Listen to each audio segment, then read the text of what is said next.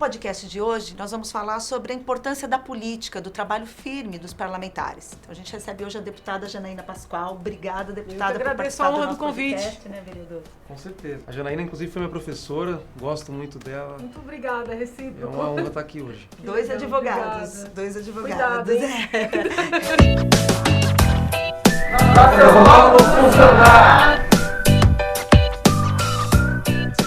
Deputada, quais são suas principais bandeiras? É o seu primeiro mandato como deputada. Quais são as principais lutas na principal cidade da América Latina e com todos os desafios? Primeiro né? eu preciso fazer um esclarecimento que eu venho... por que eu vim pra cá, né? Entendeu? Na verdade, as propostas, as bandeiras, elas são... Não que sejam secundárias, mas elas são o motivo número 2.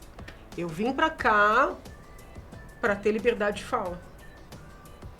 Então, meu principal objetivo para estar aqui é o plenário, né? A tribuna. Porque eu, sem desmerecer a minha equipe, que é muito boa, mas assim, se pudesse ficar lá, não precisaria de gabinete, não precisaria de nada. Eu acho que eu seria a parlamentar mais econômica, acho que já sou. Mas eu vim por causa da tribuna, que eu estava com muito problema de perseguição, de cerceamento de manifestação, e eu precisava encontrar um espaço de fala, né? Tanto é que eu falo de questões estaduais, de questões municipais, agora eu estou até unida ao CAI aqui, haja vista o problema com o Minhocão, e falo muito de questões federais. Sim. Né? E tenho recebido, inclusive, mensagens que eu tenho que me colocar no meu lugar, quem eu penso que eu sou, e eu não tô nem aí, porque foi para isso que eu vim para cá. Agora, na medida em que eu estou numa casa legislativa estadual, eu aproveito a competência dessa casa para tentar concretizar ideias que eu sempre tive, inclusive em sala de aula, né? Então, eu apresentei já alguns projetos na área de saúde, na área de educação, entendeu? Que são as pautas que eu considero as mais importantes. Estou preparando alguns para tentar diminuir aqui a máquina. Já fiz um também para diminuir os gastos da própria casa, entendeu? E ao lado disso é a fiscalização do executivo, né? Que eu penso seja o papel mais importante do legislativo, em especial o legislativo não federal, entendeu? Seja municipal, seja estadual.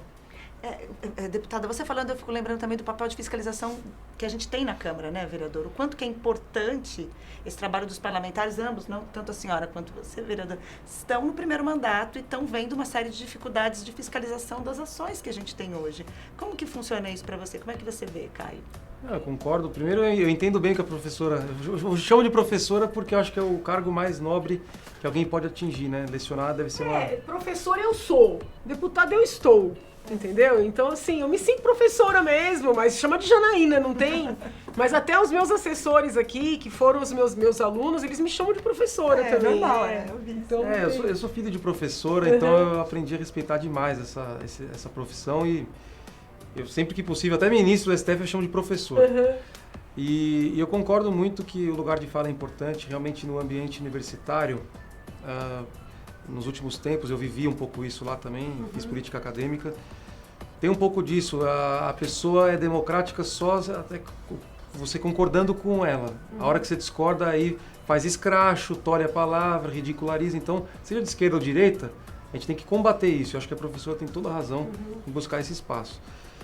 E os parlamentares usam pouco, valorizam pouco essa prerrogativa que é a tribuna e poder falar livremente, e, né, que seja por 5 minutos, por 10, e aproveitar esse espaço que não é todo mundo que tem. Agora, a função de fiscalização eu acho que é a principal. Eu tenho dúvida, não tenho dúvidas que é a principal. Né? São 94 deputados estaduais, 55 vereadores municipais em São Paulo.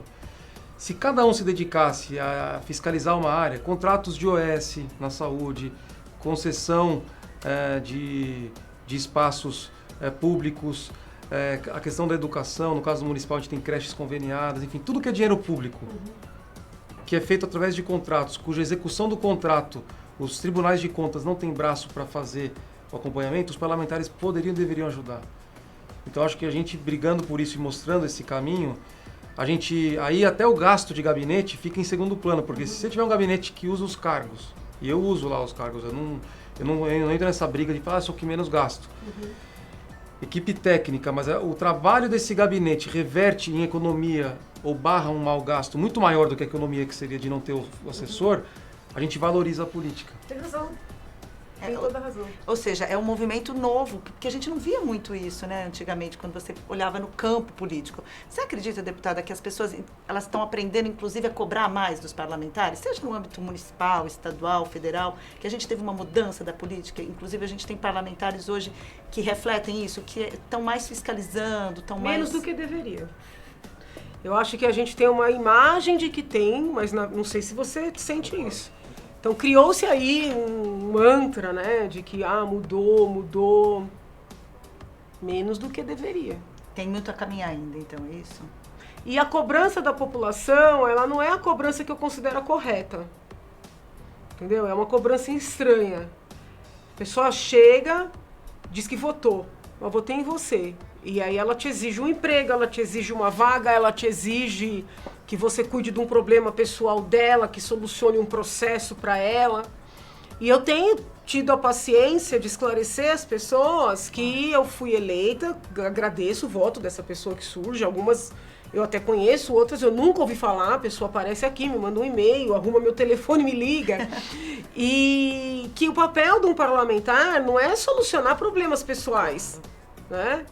E a reação, não raras vezes, é violenta.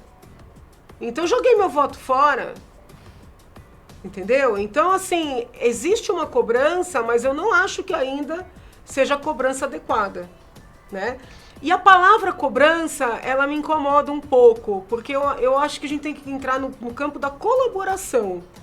Entendeu? Sim. E assim, é muito assim, acontece uma coisa, você fala, você defende uma ação, porque você é isso, porque você é aquilo, porque você... Ninguém te dá a chance de explicar, né? Então existe um imediatismo que inviabiliza um trabalho sério ser desenvolvido, entendeu? Uhum. Né? Então assim, eu vejo que a gente está no início da caminhada. Você fala, não, mudou. Tá mudando, passos lentos. Mas tem um trabalho a ser feito, que você já começou a fazer aqui também, que é exatamente o que você está nos falando, né? Sim, mas olha, não é fácil, hein? Sozinho. Colegiada. Entendeu? Olha, eu vou dar exemplos simples, né? Não sei como é que é lá. A própria técnica legislativa. Eu tô agora na CCJ, não sou presidente, mas sou membro. E eu estou tentando fazer uma análise técnica dos PLs. O vereador também é da CCJ. E isso está incomodando muito, assim...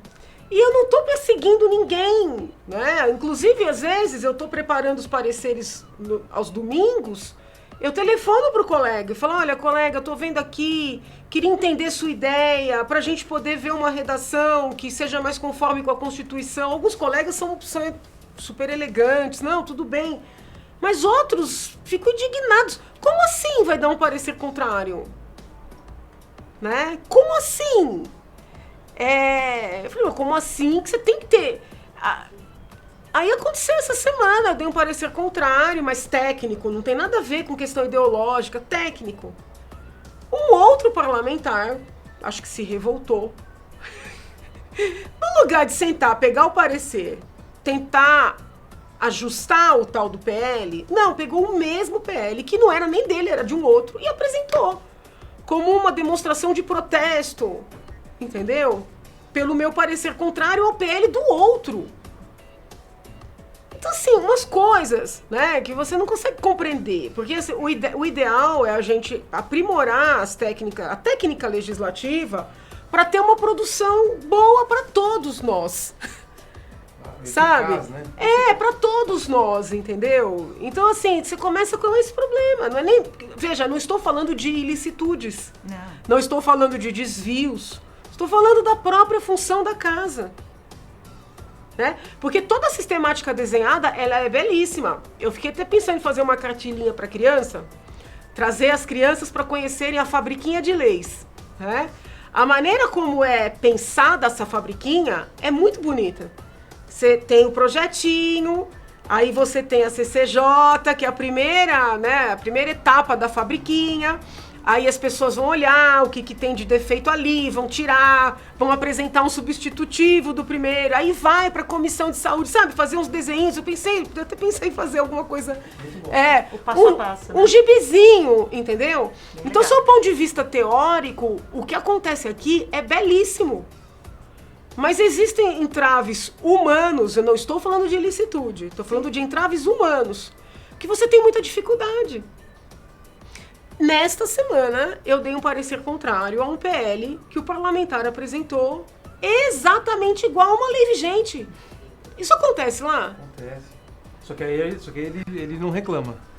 A gente fala, ó, já tem lei vigente, já tem precedente regimental, então tem que ser arquivado. Mas o que acontece para a pessoa apresentar um PL que é uma lei vigente? Não conhece? Ou não faz uma pesquisa? É desconhecimento, né? Não conhece, às vezes uma associação que não conhece pede para ele propor, ele fala, vou ganhar os votos daquela categoria e propõe de novo. Então são coisas que eu acho que a gente precisa aprimorar, né? Algo que talvez a população precise saber, e acredito que num vereador seja igual, um deputado trabalha muito. Muito! A gente tem saído daqui 10, 11 horas da noite. Fim de semana não existe, já sair né? mais. Não, porque nos fins de semana você tem que também parar, refletir, ler, elaborar. Né? Porque a minha colaboração é mais essa. Mas os meus colegas que não têm o mesmo perfil, eles viajam muito. Eles vão para fazer visitas, entendeu? O meu perfil é um perfil mais técnico. Né? Eu assumi isso desde o primeiro momento. Então, o parlamentar trabalha muito. Mas muitas vezes, por uma falta você falou a palavra certa, de eficácia, né? Na condução das coisas, se faz o que eu chamo de retrabalho. Né? É um retrabalho. E que a população entendeu? ainda não sabe, né? Acho que por isso que precisa de vozes como as de vocês. Eu passei né, pelo vereador? mesmo processo lá.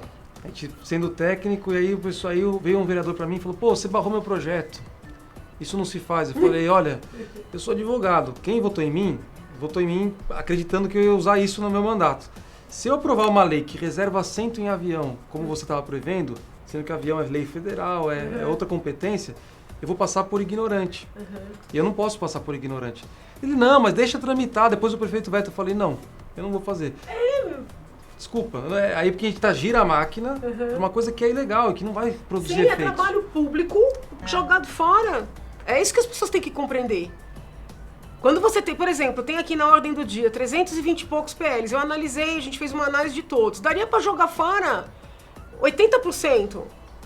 Mas aí você olha, tem lá a ordem do dia lotada. E isso não tem cabimento. Só que aí as resoluções mesmo, que é o que a população vai sentir na ponta, ainda fica muito distante, porque, né, acho que é um sofrimento de ambos, pelo que eu tô vendo.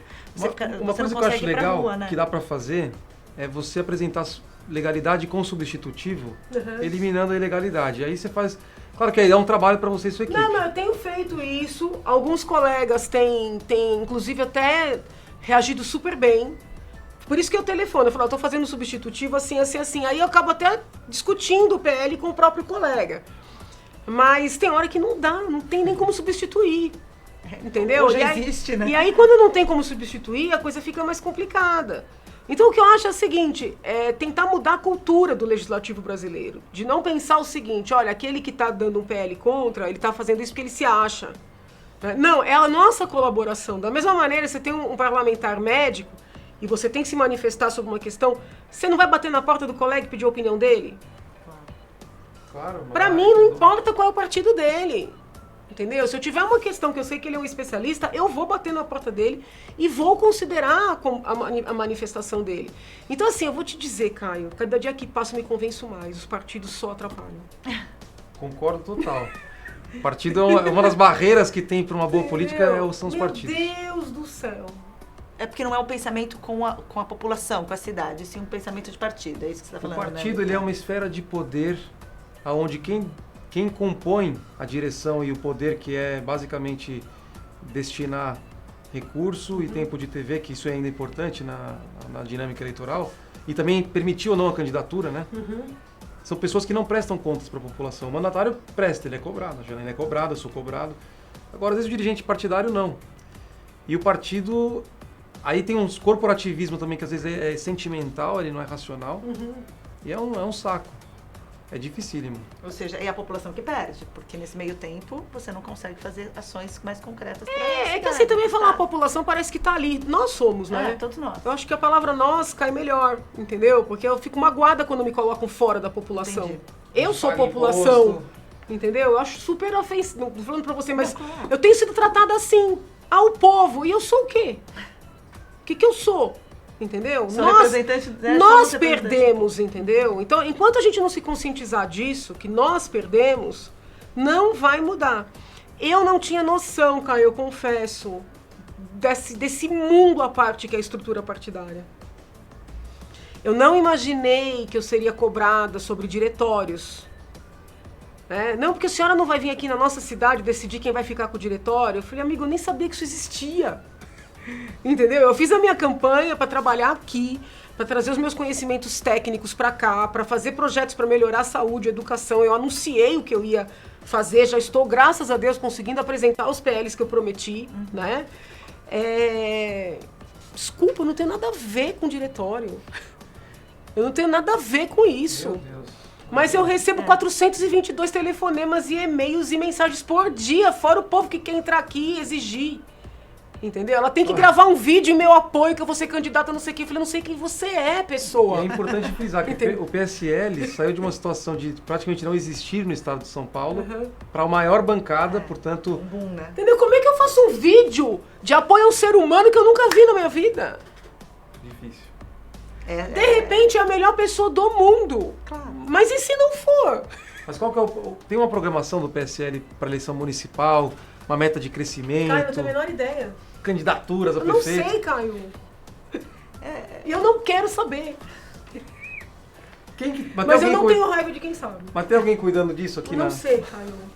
Ou seja, você está preocupada com as questões macros, né? Foi o que você falou, educação, segurança. A gente estava falando um pouco antes de começar O mandato já consome tudo. Se ela Eu for... tô trabalhando feito um cão, feliz por estar trabalhando. Mas assim, a minha cabeça funciona de maneira absolutamente diferente daqui vigora, entendeu? Com isso eu não estou dizendo que eu seja melhor. E a vida acadêmica, Sim, como isso é que tá? diferente. Eu tive que me afastar, né? Porque tem uma exigência... Como a gente controla as contas da USP, Incompatível. tem uma exigência constitucional. Inclusive, até você pedir um parecer do pessoal aqui da Procuradoria, da Casa, eu tive que pedir o meu afastamento não remunerado antes da diplomação. Nossa, eu não sabia. Sim. Mas você pode, como professora licenciada, continuar dando aula na pós, alguma coisa assim? Não. Eu não posso fazer nem bancas. Que absurdo. O Lewandowski participa como ministro. Ele é ministro. A vedação poder. constitucional é para parlamentar, federal e estadual. Ou seja, você teve que abrir mão da sua carreira como, né, como O que mais professora. doeu, mais do que as aulas, porque hoje, olhando, eu acho que as aulas eu não ia conseguir. Porque eu saio muito tarde daqui, entendeu?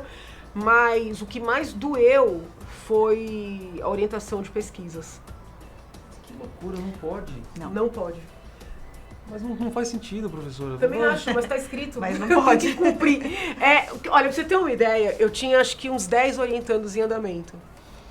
Quando a Procuradoria informou que eu teria que me afastar, eu falei, mas é em março, né? Porque a posse aqui é 15 de março. Não, doutora. Antes da diplomação, que foi dezembro. Sim. Isso era acho que novembro.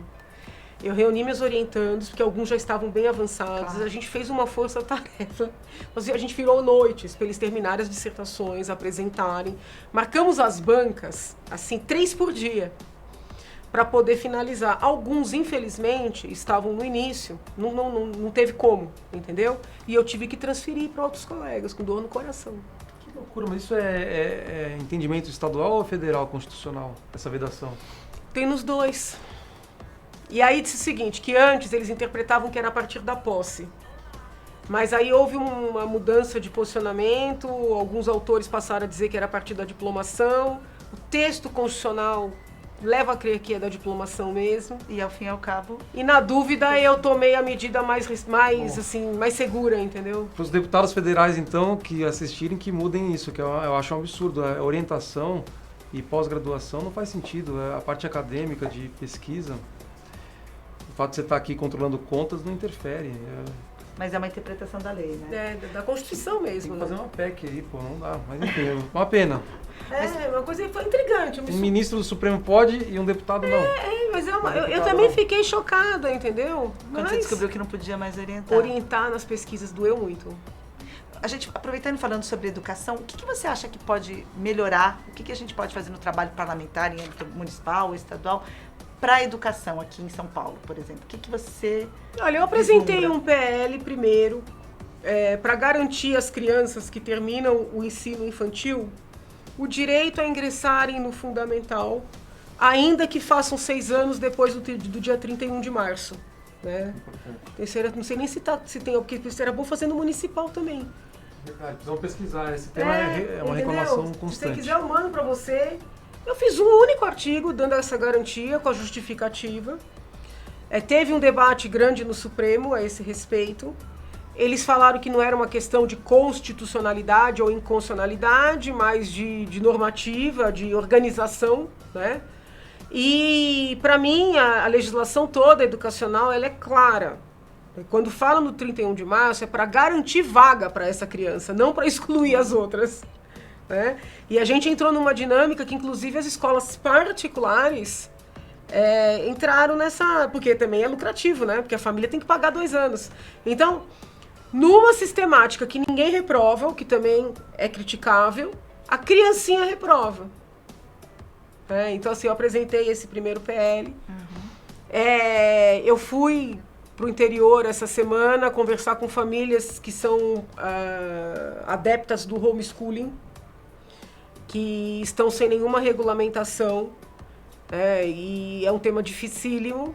Por um lado, você tem que ter várias amarras para um maluco não aproveitar uma legislação e escravizar uma criança, né, escravizar para fins de trabalho, para fins sexuais e assim por diante.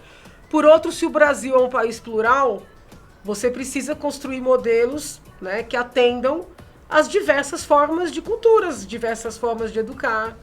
Então você tem esse caminho também. Eu, assim, no extremo oposto, respeito essa linha, vou apoiar um PL que já vai entrar aqui, um colega vai apresentar. Eu até iria apresentar, mas como ele falou que vai apresentar, eu falei, gente, não tem sentido, né, todo mundo fazer o mesmo PL. E vou apoiar, mas eu tenho uma visão, né, que está ali no extremo oposto. Eu defendo escola por tempo integral, com atividades acadêmicas, com atividades esportivas, atividades culturais. E estou já fazendo uma pesquisa, mas eu fui conversar com o secretário da Educação, muito atencioso, que também defende, mas foi muito transparente comigo, mostrando a falta de recursos para nesse momento. E não adianta a gente ficar dando grito aqui e dizer eu quero, se você sabe que a pessoa não quer também e não tem condições, entendeu? Então a gente tem que criar uma maneira de abrir o caminho, né, para disponibilizar mais vagas. Apresentei um PL nesta semana para garantir uma aula semanal na educação física de luta para meninas, como parte da política de prevenção à violência às mulheres, né? Promete dar polêmica isso aí. Excelente. Mas promete dar polêmica, porque o povo não está acostumado com uma mulher protagonista, né? Gostam de PLs da mulher vítima, da mulher cuidada, da mulher protegida. Aula de corte e costura não reclamariam, mas... Aí eu falei, não, nós vamos aprender a bater e melhor, a não apanhar, né? E então, eu acho que em termos de educação tem muita coisa a ser feita, né? Tirar essa ideologia que está muito presente nos livros. Eu não sei se eu tenho esse costume, eu gosto de ler os livros didáticos, né? E a depender da coleção, é assustador. Eu cheguei a ler num livro de geografia. A geografia de agora não se preocupa mais com os rios, com os limites, com o relevo. Isso está ultrapassado. A geografia agora só se preocupa com o homem no seu entorno. Que é isso? Como assim? Entendeu? Então, assim, eu gosto muito daquele ensino tradicional, sabe? Regras de gramática, tabuada, relevo... fatos históricos, muito embora nós saibamos que pode haver aí 1, 2, 3 interpretações, e eu sou da linha que o professor tem o dever de apontar todas, de expor todas, né? Existem fatos que são históricos, entendeu? E a criança tem que conhecer, a criança... Então, assim, eu acho que a gente tem que recuperar um pouco daquele ensino tradicional, entendeu? Que foi muito abandonado e é muito cômodo. Tudo tem um limite, né? Eu acho que a tecnologia tirou um pouco da pressão por conteúdo das matérias, da sala de aula. Então, eu lembro que eu em geografia tinha que pesquisar na enciclopédia a capital da Itália, qual era o produto interno bruto, tipo, a principal coisa da economia e tal. Quando isso no ensino fundamental meu. No médio já tinha almanaque abriu em CD, você já era mais rápido. Hoje o cara pega o celular e ele pega essas informações. Então o foco para você entender a economia de um país, a geografia, etc., tem que ser talvez aplicado, conectando com a realidade daqui, compara a Austrália com o Brasil, explica o que é IDH, tem que mudar a forma de lidar com as informações. Mas não é abrir mão também de você aprender a estudar, a pesquisar. Então é difícil. E uma coisa que eu vejo é que o professor ele é vítima de um sistema que não se atualizou também. Então, os pais são parte, pai e mãe é parte do processo, sociedade também, o YouTube que está à disposição para a criança entrar, e a escola. Então, mudar tudo isso, essa questão do ensino integral. Eu não sei em nível estadual, mas em nível municipal eu tenho certeza que se... A gente estava falando antes aqui em off, a questão de um prefeito deixar uma marca. Você investir em contraturno escolar, e aí você não está falando de concursar professores para ministrarem aula de música ou de esporte. É contraturno escolar. Como você tem as OSs aí Catavento, fazendo fábrica de cultura no estado, para você ter atividade cultural com merenda, com lanche, de música, de teatro, de dança, pintura e esportes, para todas as crianças. Isso sai muito mais barato se você fizer isso como concessão com OS, do que se você abrir um concurso e montar uma grade com profissionais concursados, servidores. Isso aí já tem no municipal? Não tem. Vamos fazer, Caio. Eu faço aqui, você faz lá. Não tem. No municipal a gente tem os CELs. Os CELs deveriam ser equipamentos... Tá. Oh, que boa ideia, Caio. Não tinha pensado nisso. Para serem os celeiros dessa política de contraturno. Um CEL abriga 5 escolas do entorno no contraturno, à tarde ou de manhã. Isso custa muito menos do que você ficar brigando para botar a disciplina formalmente na grade. Você vai ter que contratar o professor e tal. É um debate que... E fica na mão do sindicato, né? Esse inferno. E aí, se não prestar um bom serviço, os pais, a comunidade vai fiscalizar. Desculpa falar a verdade. Desculpa falar a verdade. Mas é uma ideia boa, né? Vamos fazer, você faz lá, eu faço aqui. Eu acho que é uma baita ideia. E acho que o estadual você tem mais competência até para legislativa, porque você já tem a experiência da fábrica de cultura. Já é um exemplo prático de um equipamento estadual que uma OS de cultura ganhou a concessão e presta um excelente serviço. E você evita o loteamento político, porque esse é o problema que eu vejo aqui na prefeitura. O CEL é distribuído para vereadores, partidos, deputados. Só que o cara enxerga ali uma lista de cargos para pendurar cabide de apoiadores. Entendi. Não necessariamente alguém Que tenha vocacionado, com foco na meta, no bom serviço prestado. Então, você, em vez de fazer Parque do Minhocão, em vez de fazer... trecho de parque, né? Em vez de fazer show com a Anitta, gastando... Investe isso aí nisso. devia ser crime. Tem gastos que deveriam ser criminalizados. O que a população ganha com show? Desculpa, quem quer ver show, dá um jeito, paga teu ingresso. Se a moça quer fazer alguma coisa popular, faz aí uma doação. Agora, dinheiro público, gasto com artista, desculpa, artista consagrado, não dá, entendeu? A justificativa vai pelo caminho assim, você movimenta a economia, as pessoas, é economia criativa. Eu até perguntei hoje pro secretário, falei lá pro Ale, se você mostrar, faz uma contabilidade, fim de semana normal, fim de semana na virada cultural, se você mostrar pra gente que o ISS girado, a hospedaria de hotéis e bares, restaurantes e comércio movimenta 10 vezes mais o que você está gastando nesse fim de semana singelo, mostrar isso, beleza, se justifica. Se não, cara, você está gastando dinheiro num dia para pagar pra gente que já é consagrado, esse dia está fomentando a cultura na periferia. Ele falou, vou montar. Concordo plenamente, tá apoiado. Mas ele falou que vai montar. Eu falei, monta porque eu não vou bater. Você está defendendo Ou se não, faz a virada com artistas populares, pessoas que estão iniciando sua carreira. Você tem artistas especiais que não tiveram uma chance, entendeu? Vamos aproveitar a virada para lançar essas pessoas, entendeu? Ou que a artista consagrada fosse puxar público para essa molecada que está chegando, você fomentar. Não vai ganhar dinheiro, desculpa, vai ganhar dinheiro em outro lugar, não dinheiro público. A gente tem uma polêmica muito grande falando da virada cultural justamente por conta disso. Uma outra polêmica que eu acho que é bacana conversar é a do Parque do Minhocão. Qual a posição do deputado em relação ao talvez parque? eu ser do parque, eu não consigo entender a lógica do prefeito. Eu não consigo compreender a mente do prefeito. Quando eu pergunto para as pessoas por que o prefeito está fazendo isso, dizem que é uma questão eleitoral. Eu falo, meu Deus do céu, mas quem vai votar nele por isso? Porque desde o momento que eu anunciei aqui no plenário que nós faríamos essa audiência pública, eu venho recebendo e-mails. Não tem um e-mail defendendo o parque. Muitos vão na linha que você defende, tá? Que é mudar ali, tirar o Minhocão, fazer uma via. Você pode até explicar de novo. Desmonte, né? Mas assim, a maioria vai na linha do que você defende, tá? Então estou até sendo transparente aqui. Ninguém está concordando comigo, não. Estou concordando com ele. Eu tenho uma visão muito assim, conservadora mesmo. Eu acho assim, o Minhocão é feio, mas é útil, entendeu? Então eu não mexeria nele, a verdade é essa, eu deixaria como está. Claro, fazendo conservação, eu sei que tem que colocar lá umas telas para as pessoas não caírem, então assim, conservar, zelar pela segurança, ok, mas eu não mexeria nele. Agora, entre criar uma via melhor e inutilizar uma via importantíssima para a cidade de São Paulo, que tem um trânsito caótico, obviamente eu apoio o Caio, entendeu? Então, assim, eu gostaria que o prefeito viesse a público e explicasse ele próprio qual é a vantagem para a cidade de São Paulo, para o povo paulistano, neste projeto dele. Porque eu estou me esforçando para entender e não consigo. Vereador. Não, esse caso do Minhocão é engraçado porque ele começou em 2014. Eu era um advogado cidadão do povo, como somos ainda, mas agora que a gente vira mandatário, parece que a gente vira uma categoria do mal, né? E aí era prefeito Fernando Haddad, Dilma na reeleição.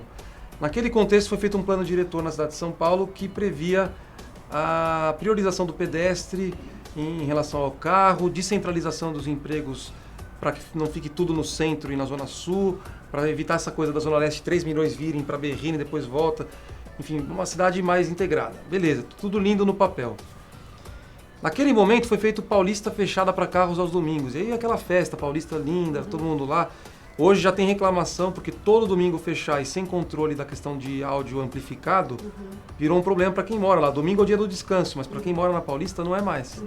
Então até isso tem que modular, mas beleza, Paulista foi um sucesso. Fechou, as pessoas vão lá, criança, brinca. O Minhocão também foi fechado aos domingos e um sucesso também de ocupação das pessoas na via que é para carro nos domingos.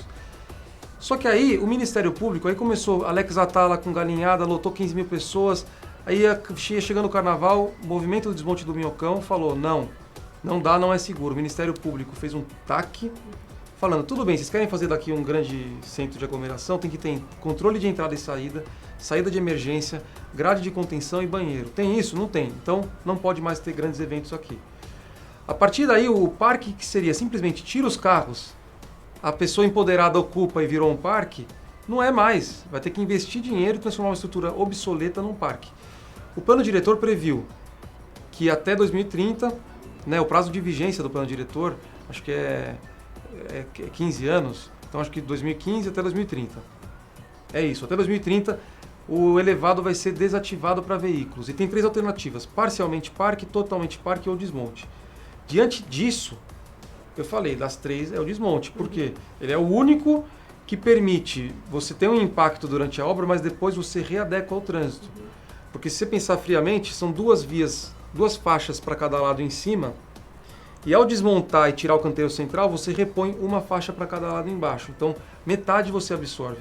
Só que o mais importante é você pensar que o Minhocão, ele hoje funciona como um tampão de fumaça, então, para quem mora, trabalha e vive ali, o ar é 80% pior embaixo do Minhocão, tem estudos provados, e ele é uma degradação que é intransponível. Então, considerando que quando ele foi feito, tinha menos carro, mas também não tinha metrô, não tinha Avenida Sumaré, 23 de Maio, Consolação, Marquês de São Vicente, nem as marginais existiam, hoje existe toda essa estrutura, mais as 4 linhas de metrô, a gente defende que, uma vez comprovado com estudos, gráfico, AutoCAD, não é blá blá blá, tem que ser com estudo, a gente mostrar volume de carro monitorado com câmera, não é tão caro, dá para fazer. Que você consegue readequar e não colapsar a cidade, que se faça o desmonte. Tanto que a gente tem um PL que é o seguinte, obriga a prefeitura a, no prazo de 1 ano, apresentar todos os estudos para dizer se vai desmontar ou não. Por quê e como. É só isso.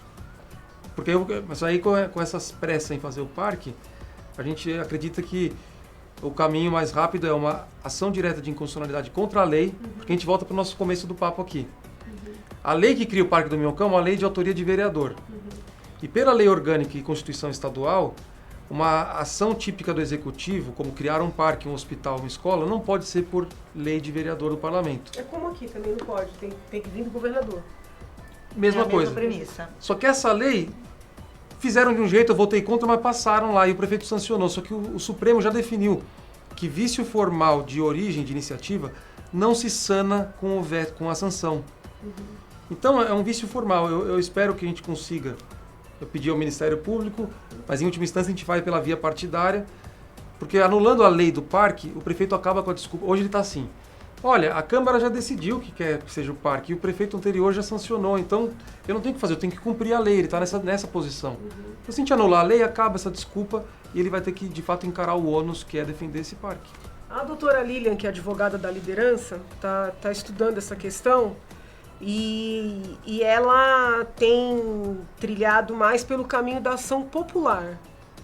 E, no caso, essa questão da inconstitucionalidade viria meio que como uma preliminar de mérito e, na sequência, uma discussão mesmo da inadequação do projeto do prefeito no mérito.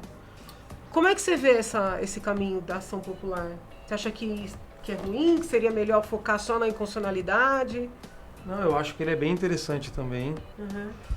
Mas eu acho que ele pode acabar entrando num estágio muito avançado. A gente tem que parar já isso é uma maluquice. Mas a gente poderia pedir uma liminar na ação popular. Poderia. E inconstitucionalidade pode ser a qualquer momento. Isso, né? Entendeu? Porque nós já faríamos um ataque, vamos dizer assim, completo. Porque o projeto é tão maluco, com todo respeito ao seu prefeito, que ele merece ser atacado completamente, né? Merece. E a Aliás, população... não tem projeto, é importante dizer. A ideia, não tem projeto. A ideia, vamos dizer assim. Não existe. Abriu a consulta pública com uma então, ideia. assim, avalie essa ideia de a gente fazer um ataque completo, entendeu? Seu ponto de vista da inconstitucionalidade, seu ponto de vista da falta de projeto, seu ponto de vista de um gasto absolutamente não desejado pela população. Porque eu estou tentando encontrar alguém que queira esse parque. O vereador também não achou, né, vereador? Eu não consigo. Tem um outro maluco ali, que é o pessoal mais hipster ali, que não tá nem aí com a situação embaixo do viaduto. Entendi. Quer andar por cima com o cachorrinho de bike, patinete, vai pra casa e esquece embaixo do viaduto. Então, assim, é muito elitista, né, isso aí. Então, um gasto desse, que inicialmente, de 38 milhões, inicialmente... De um trecho. Né? Sim, de um trecho. Para fazer algo que ninguém quer... E os outros 100 parques aí que nós vem o temos na argumento cidade. da valorização imobiliária.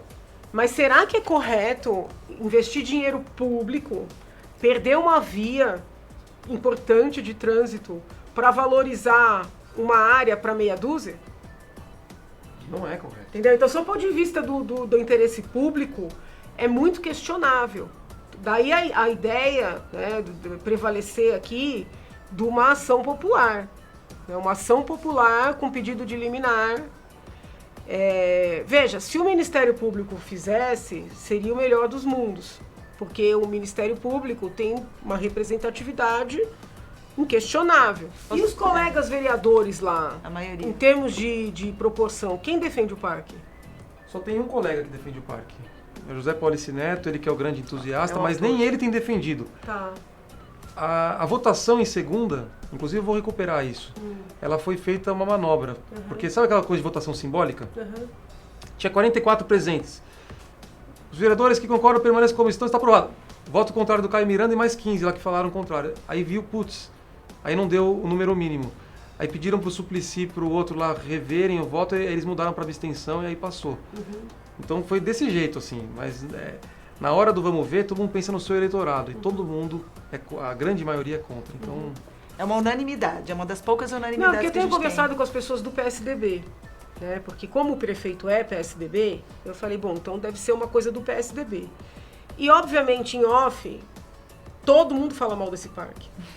Então eu falei, mas pelo amor de Deus, se você é do partido, senta lá e pede pra essa criatura colocar a mão na consciência, porque ninguém quer esse parque.